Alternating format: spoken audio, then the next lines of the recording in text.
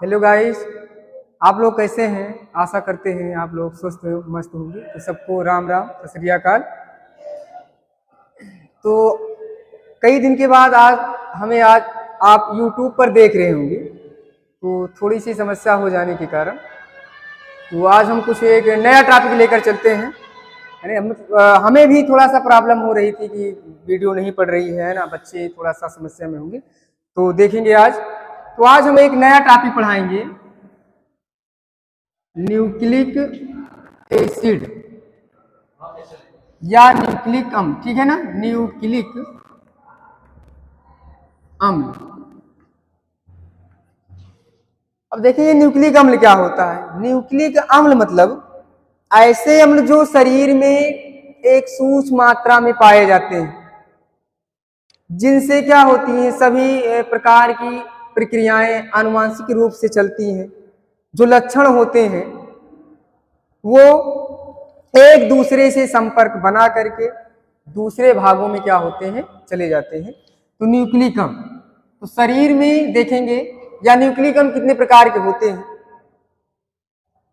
किसी को अगर नॉलेज हो तो बताइए, न्यूक्लिक अम्ल कितने प्रकार के होते हैं।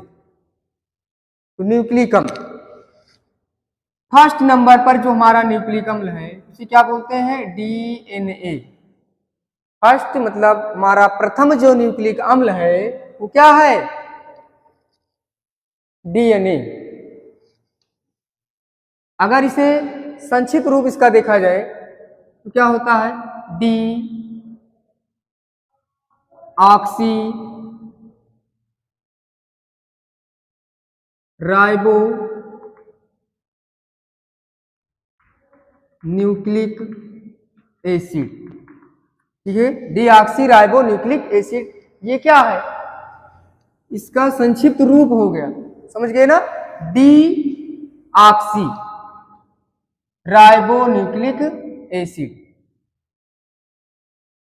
दूसरा जो हमारा न्यूक्लिक अम्ल है वो क्या है, RNA। दूसरा हमारा टॉपिक कौन सा है, RNA। इसका संक्षिप्त रूप क्या है, राइबो न्यूक्लिक एसिड। ठीक है ना, राइबो न्यूक्लिक एसिड। समझ गए इतनी बात। तो ये दो प्रकार के क्या होते हैं, न्यूक्लिक अम्ल जीवों के शरीर में विद्यमान होते हैं, जिनसे सुचारू रूप से जो प्रक्रियाएं होती हैं, जो सूक्ष्म अणु होते हैं, या माता पिता से या कोई भी जीव हो उससे जो लक्षण जाते हैं वो क्या करते हैं, महत्वपूर्ण भूमिका निभाते हैं।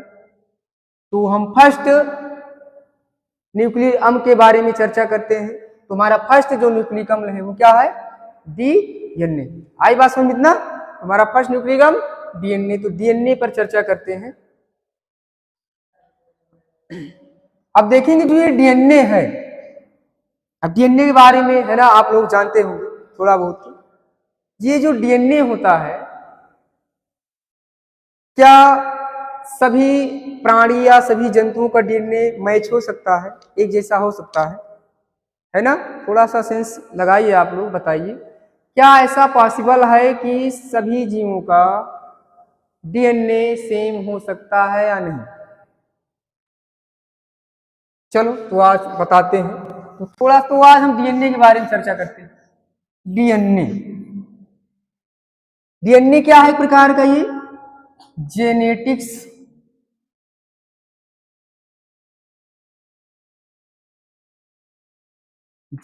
क्या है, एक पदार्थ, समझ रहे हो ना, एक मैटर है।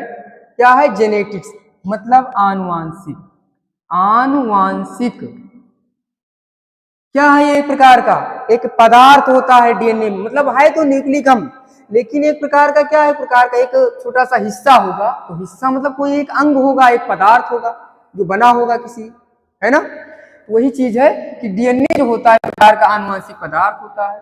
आनुवांशिक मतलब जो आनुवांशिक पदार्थ, उसको क्यों बोला गया, क्योंकि ये क्या करता है, माता पिता से जो लक्षण होते हैं वो किसमें जाते हैं, संतान में जाते हैं। माता पिता से लक्षण किसमें जाते हैं, संतानों में जाते हैं, किसके द्वारा? डीएनए के द्वारा। आई बात समझ इतना? तो डीएनए की संरचना देखेंगे, क्या क्या चीजें होती हैं इसमें। इतनी बात आई समझ में? जेनेटिक्स पदार्थ होता है, आनुवांशिक पदार्थ होता है, जो इसका काम क्या होता है? माता पिता से लक्षणों को उसके संतानों में भेजने का काम करता है। तो थोड़ा सा इसकी संरचना के बारे में अध्ययन करें, क्योंकि अब छोटा तो है नहीं, डीएनए बड़ी संरचना है, तो हम छोटे छोटे है ना टॉपिक को लेते हुए आगे बढ़ेंगे। तो डीएनए अब देखेंगे, इस तरह से आप लोग संरचना देखे होंगे, इस तरह से। ये क्या है? डीएनए। डीएनए मतलब ये शरीर में क्या होता है, जैसे आप लोग रस्सी देखे होंगे आपस में लिपटी होती है ना, सेम वैसे भी क्या होता है, ये डीएनए आपस में लिपटा हुआ होता है ना, जैसे अगर कोई भी रस्सी होती है, उसी प्रकार हमारे शरीर में भी क्या होता है, कोशिकाओं के बीच में है ना डीएनए क्या होता है, ये पाया जाता है, जो दो पट्टियां क्या होती हैं, आपस में लिपटी हुई होती है, और ये दोनों पट्टियां होती हैं, ये किसकी बनी होती है? पॉलीन्यूक्लियोटाइड। किसकी बनी होती है? पॉलीन्यूक्लियोटाइड की क्या होती है, ये पट्टियां बनी होती है। मतलब जो ये पट्टी दिखाई दे रही है, ठीक है ना, इसका जो निर्माण होता है मेड ऑफ पॉलीन्यूक्लियोटाइड, ठीक है ना, किसकी बनी होती है? पॉलीन्यूक्लियोटाइड की बनी होती है। हजारों न्यूक्लियोटाइड, बहुत सारे न्यूक्लियोटाइड होते हैं, लाखों करोड़ों न्यूक्लियोटाइड्स होते हैं, वो मिल करके क्या बनाते हैं? एक पॉलीन्यूक्लियोटाइड संरचना का निर्माण करते हैं। तो इस तरह से डीएनए की जो पट्टियां होती हैं वो किसकी बनी होती हैं? पॉलीन्यूक्लियोटाइड की। आई बात समझ इतना? फिर आगे देखेंगे, इसमें कुछ नाइट्रोजनी बेस पाए जाते हैं। डीएनए में क्या होते हैं? कुछ नाइट्रोजनी क्षारक होते हैं। कुछ नाइट्रोजनी क्या होते हैं? बेसेज होते हैं या क्षारक होते हैं, जैसे adenine, guanine, cytosine, thymine. Adenine में कितने प्रकार के मतलब जो नाइट्रोजनी बेस होते हैं, अब नाइट्रोजनी बेस में कुछ पिरिमिडीन क्षारक होते हैं, कुछ प्यूरिन होते हैं। मतलब नाइट्रोजनी क्षारक तो ये हो गए, एडेनिन, ग्वानिन, साइटोसिन, थाइमिन। अब इसमें से कौन से प्यूरिन क्षारक है, कौन से पिरिमिडीन क्षारक है, तो देखेंगे। सबसे पहले पिरिमिडीन क्षारक और प्यूरिन क्षारक, पिरिमिडीन क्षारक और प्यूरिन क्षारक। तो पिरिमिडीन क्षारक में देखेंगे क्या चीजें आती हैं। पिरिमिडीन क्षारक में एडेनिन और उसके बाद थाइमिन, ये कैसे हैं? पिरिमिडीन क्षारक है। और उसके बाद प्यूरिन क्षारक में क्या बच रहा है? ग्वानिन व साइटोसिन। ये कैसे क्षारक है? प्यूरिन क्षारक है। ये कैसे क्षारक है? पिरिमिडीन। और पिरिमिडीन में हमेशा क्या होता है इसमें, ठीक है ना, सिंगल बॉन्ड पाया जाता है और इसमें ट्रिपल बॉन्ड पाया जाता है। प्यूरिन क्षारक कितने बॉन्ड के जुड़े होते हैं? ट्रिपल बॉन्ड के। और पिरिमिडीन क्षारक कितने बॉन्ड के जुड़े होते हैं? Single bond. उसके बाद इनकी बीच की जो चौड़ाई होती है वो 20 एंगस्ट्रॉम होती है। कितनी चौड़ाई होती है दोनों पट्टियों की? 20 एंगस्ट्रॉम। उसके बाद लंबाई 34 एंगस्ट्रॉम। लंबाई कितनी होती है? 34 एंगस्ट्रॉम। और चौड़ाई कितनी होती है? ठीक है ना, ये क्या है? एरिया। इसका क्या होगा? इतना क्षेत्रफल हो गया, मतलब चौड़ाई। और ये इसका क्या हो गया? ये लंबाई, ऊपर से नीचे तक ये क्या हो जाएगी? लंबाई हो जाएगी। लंबाई 34 एंगस्ट्रॉम और चौड़ाई कितनी होती है? 20 एंगस्ट्रॉम, ठीक है ना।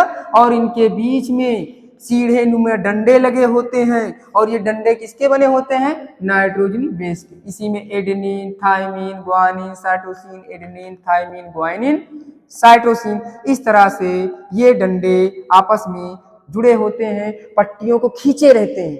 किस बल के कारण? तो इसमें एक हाइड्रोजन बंध होता है, इस बंध के कारण ये पट्टियां आपस में क्या होती हैं? सटी हुई होती हैं, क्योंकि इसमें ट्रिपल बॉन्ड है, इसमें क्या है? एकल बॉन्ड है। तो ये जुड़ करके क्या बनाते हैं? हाइड्रोजन बॉन्ड बनाते हैं, और हाइड्रोजन बॉन्ड पट्टियों को आपस में जकड़े रहता है, खींचे रहता है, इसलिए ये आपस में लिपटी हुई होती है। ठीक है ना। तो थोड़ी सी और इसमें बात हम जान ले रहे हैं, उसके बाद फिर क्लास को क्या करते हैं, हम एंड करते हैं। अब देखेंगे जो डीएनए अभी क्या बताया गया था, क्या आप सोच रहे होंगे क्या डीएनए सबका एक साथ मैच होगा? बताओ, नहीं होगा ना। सबका डीएनए क्या होता है, कोई भी प्राणी हो, कोई भी जीव हो, किसी का डीएनए मैच नहीं होता है। लेकिन संभावना की गई है कि लगभग 3